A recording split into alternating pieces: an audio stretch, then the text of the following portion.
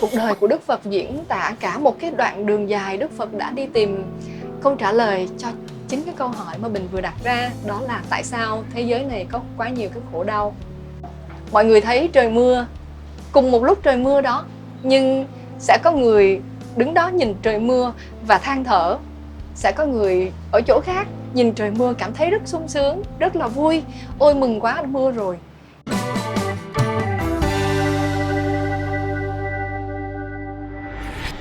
Xin chào mọi người. Chào mừng mọi người đến với chương trình Green Love 101. Đây là chương trình dành cho chủ đề yêu bản thân và phát triển tâm hồn. Tập 2A vừa rồi chúng ta đã có một cái chủ đề khá là trầm lắng. Đó là bởi vì như lần trước mình cũng có nói sơ qua, đó là cái sự đồng cảm với những người có người thân mất mát trong đợt dịch vừa rồi. Mà một cái sự mất mát đột ngột như thế thì mình nghĩ rằng là sẽ có rất là nhiều người phải trải qua những cái trăn trở, những cái nỗi đau mà rất là khó để mà xử lý nó. Trong cái tập 2A vừa rồi, thông qua câu chuyện mà bạn Lương Mạnh Hà và Bình cũng chia sẻ, đó là những cái câu chuyện từ phía những người làm chương trình. Nhưng Bình cũng biết được rằng là có rất là nhiều người cũng đã trải qua những cái câu chuyện mà rất là buồn và cũng rất là sốc với gia đình của họ.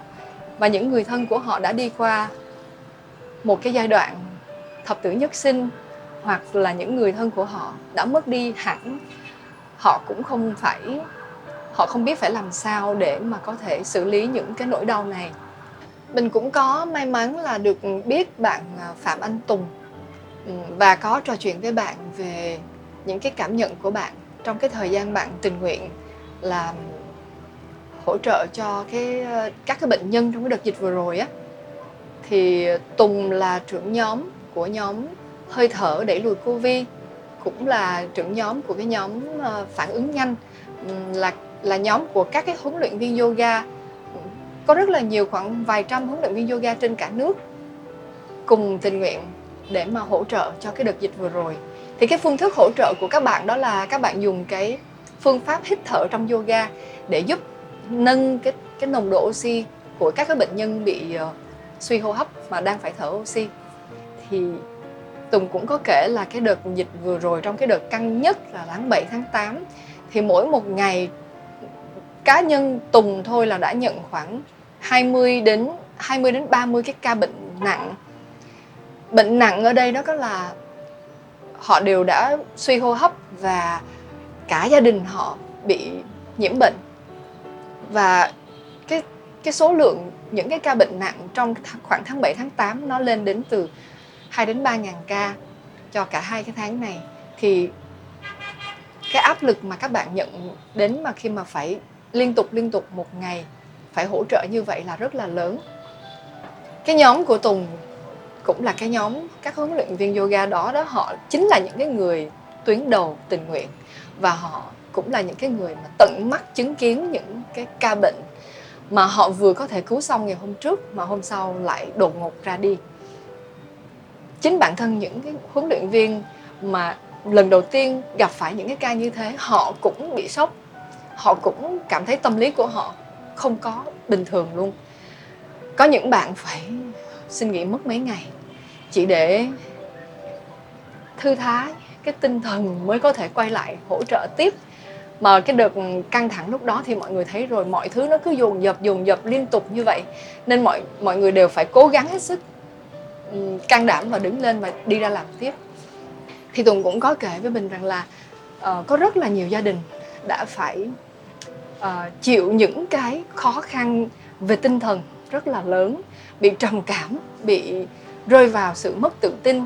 Đôi khi họ không nhận ra rằng là họ đang bị căng thẳng quá mức, hoặc là họ bị rơi vào trầm cảm, họ cũng không nhận ra được cái tình trạng đó.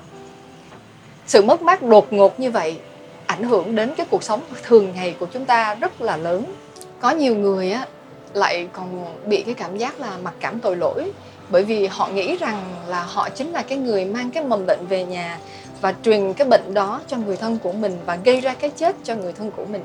Sau đó là có thể là họ có thể bị chỉ trích, dù là vô tình hay cố ý, thì đó là những cái gánh nặng về tinh thần rất là lớn mà họ phải mang theo suốt cả cuộc đời nếu như họ không xử lý những cái nỗi đau này. Tùng cũng có kể cho mình nghe một câu chuyện về một cái gia đình, và gia đình có hai vợ chồng và một cô con gái. Cô con gái thì khoảng 20 đến 23 tuổi, nhưng mà bản thân cô con gái cũng đã có 2 đứa con. Thì người mẹ là cái người mất đi đột ngột trong cái đợt dịch vừa rồi, và người cha vì sự mất mát đó mà trở nên khủng hoảng tinh thần, bỏ ăn, bỏ ngủ và không còn tha thiết gì với cuộc sống nữa. Ông cứ sống lây lất ngày qua ngày như thế và không làm gì hết. Và cô con gái 20 đến 23 tuổi thì một cái tuổi khá là trẻ, và xung quanh cô mọi việc đều có vẻ như đang dồn hết lên đôi vai nhỏ bé của cô. Và cô cũng là cái người bị nhiễm bệnh trong cái đợt này luôn. Tuy nhiên là không có nặng vì việc vẫn còn trẻ và cô còn chống chọi được rất là tốt. Nên trong thời gian cách ly, cái nhóm huấn luyện viên của Tùng cũng có đến thăm hỏi, giúp đỡ về thức ăn, thực phẩm, cũng như giúp đỡ về tinh thần. Và trong thời gian cô bệnh thì tất nhiên là mọi thứ đều rất là khó khăn. Nhưng sau khi hết qua được 14 ngày cũng như là khỏi bệnh rồi, thì tâm lý của cô lại trở nên rất là bi quan. Cô không muốn làm bất cứ một cái gì, không cần đi ra ngoài tìm việc nữa, mà chỉ ngồi ở nhà than vãn về tất cả những cái nỗi đau của mình, than vãn về những cái chuyện không may của mình, than vãn vì những cái chuyện đang xảy ra, không có gì vui vẻ trong gia đình mình, mà không chịu tự đứng lên, không hề có một cái tinh thần chủ động để mà đi ra ngoài để tìm một cái công việc để giúp đỡ cho gia đình của mình. Mà cô chỉ ngồi đó chờ nhận cái sự giúp đỡ từ những người xung quanh, từ nhóm hỗ trợ, từ nhóm tình nguyện, và cứ tiếp tục than vãn như thế mỗi ngày. Rõ ràng đó là cái di chứng đằng sau của những cái sự mất mát đột ngột, mà mình tin rằng là sẽ rất là khó khăn cho những người chúng ta khi rơi vào những cái hoàn cảnh như thế. Cái cách xử lý của mình chưa chắc gì mình đã làm tốt hơn cô gái này. Thật ra thì mỗi một người sẽ có một cái cách tiếp nhận cái nỗi đau khác nhau. Mỗi một người sẽ có một cái cách để mà xử lý nó. Thật ra khóc cũng là một cái giải pháp tốt khi chúng ta đau đớn quá. Như là mình cũng có chia sẻ trong cái tập 2A. Khi mà nỗi đau của mình nó dồn đến một cái mức mà nó hết chịu được nữa rồi, thì nước mắt chính là cái sự giải phóng năng lượng tiêu cực ở bên trong mình. Nên mình cũng hay khuyên bạn bè là nếu buồn quá thì cứ khóc, và đừng kìm nén lại. Dù mình là nam hay nữ, dù mình là lớn hay bé, cứ khóc đi. Nếu như mình cảm thấy muốn khóc thì cứ khóc đi, bởi vì đó chính là lúc nó sẽ giải tỏa bớt những cái đau khổ bên trong mình đang phải gánh chịu. Tuy nhiên cái mà mình nghĩ mà giúp cho chúng ta có thể sống an yên hơn, thanh thản hơn với những cái nỗi đau xảy ra với mình qua thời gian, thì mình nghĩ rằng là tư duy chính là cái giúp cho mình thay đổi được tốt nhất. Như mình cũng có chia sẻ trong cái tập 2A, đó là cái giai đoạn, cái thời điểm mà mình bắt đầu đặt ra những câu hỏi cho bản thân, và từ đó dẫn đến cái con đường thay đổi cái tư duy của mình. Đó là lúc mà năm ba Bình mất năm 2011. Thì năm đó khi Bình đặt ra cái câu hỏi rằng là tại sao cái thế giới này nó có thể có những cái nỗi đau như thế, Bình tình cờ tìm thấy một cái tập phim tài liệu ngắn của đài BBC nói về cuộc đời của Đức Phật, diễn tả cả một cái đoạn đường dài Đức Phật đã đi tìm câu trả lời cho chính cái câu hỏi mà Bình vừa đặt ra, đó là tại sao thế giới này có quá nhiều cái khổ đau. Sau khi Bình xem xong đoạn phim tài liệu đó thì Bình nhận ra rằng là dù cho là hạnh phúc hay khổ đau, tất cả mọi điều nó đều do cái tâm trí của mình mà thôi.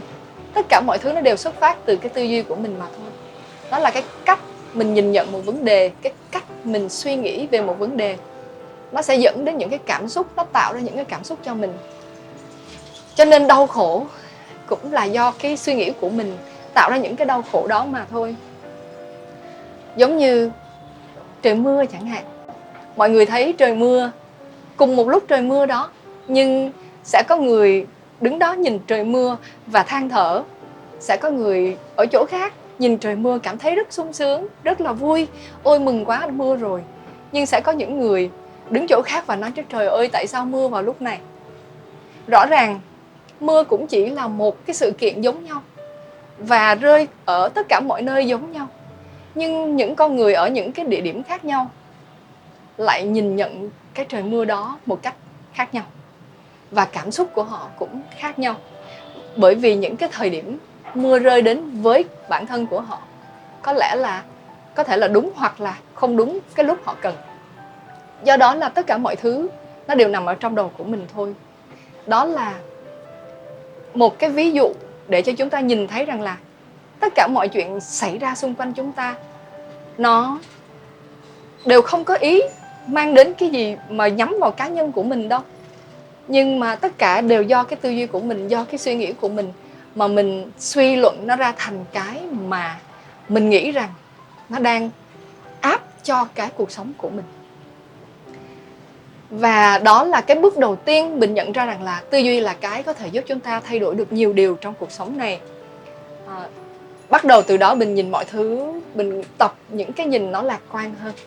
Mình tập những cái nhìn nó có những cái nhìn tích cực hơn. Mình tình cờ, có lẽ là duyên đọc được một cuốn sách. Đó là cuốn sách này.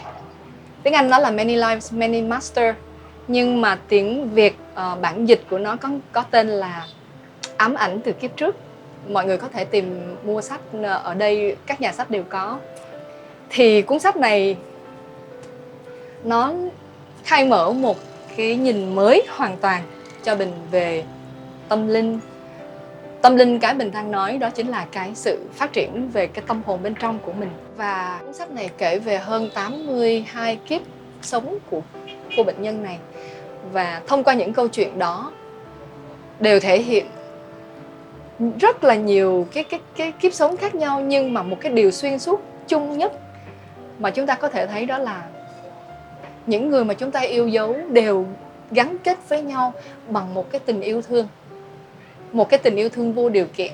Và nhờ cái tình yêu thương đó mà tất cả mọi người đều có thể lại gặp nhau ở kiếp này hay kiếp khác, trong những vai trò này hay những vai trò khác, nhưng vẫn là những người yêu thương với nhau. Sau khi hiểu ra nhiều vấn đề từ cuốn sách thì mình thấy rằng là những gì xảy ra với mình nó sẽ đều là những cái trải nghiệm mà mình cần phải hiểu, cần phải học, cần phải nhớ ra. Và từ đó mình nhìn mọi việc trong cuộc sống này một cách thanh thản hơn, lạc quan hơn, nhẹ nhàng hơn. Và hiểu được rằng là chúng ta luôn kết nối với nhau bằng tình yêu thương. Và tất cả những cái linh hồn của chúng ta đều dành cho nhau những cái tình yêu thương vô điều kiện. Có thể trong cuộc sống chúng ta đang đóng những cái vai trò khác nhau trong cuộc sống này, là người có thể chúng ta thích hoặc là người chúng ta không thích. Nhưng nếu như chúng ta quay lại cái điểm xuất phát ban đầu là cái nơi mà tất cả chúng ta đều là những cái nguồn năng lượng, là những cái linh hồn, thì nơi đó đều tràn đầy tình yêu thương vô điều kiện, là một cái nơi rất là đẹp đẽ và luôn luôn an yên và hạnh phúc. Thì khi hiểu được cái điều đó, cách nghĩ của mình nó cũng nhẹ nhàng hơn, thanh thản hơn, dễ dàng tha thứ cho bản thân mình hơn. Và tha thứ cho bản thân mình chính là một phần của việc yêu bản thân mình. Tha thứ cho mình, tha thứ cho người khác. Từ đó chúng ta cảm thấy tấm lòng của mình sẽ ngày càng rộng mở hơn. Và mọi việc xung quanh của mình sẽ trở nên tươi sáng hơn. Và chúng ta sẽ cảm thấy yêu cuộc đời này hơn. Mình mong là những chia sẻ vừa rồi có thể giúp cho mọi người có một cái nhìn khác hơn về sự mất mát, về nỗi đau. Mình rất là mong nhận được sự đồng cảm cũng như sự chia sẻ của tất cả mọi người. Mọi người có thể chia sẻ ý kiến của mình nè, chia sẻ câu chuyện của mình gửi về cho Green Love 101. Mọi người có thể comment bên dưới nha, hoặc là gửi email, tùy cái cách mọi người cảm thấy thoải mái. Và mình rất là cảm ơn sự đồng hành của tất cả mọi người đối với chương trình Green Love 101. Cảm ơn mọi người đã theo dõi, lắng nghe. Green Love 101 là chương trình dành cho chủ đề yêu bản thân và phát triển tâm hồn. Xin chào và hẹn gặp lại.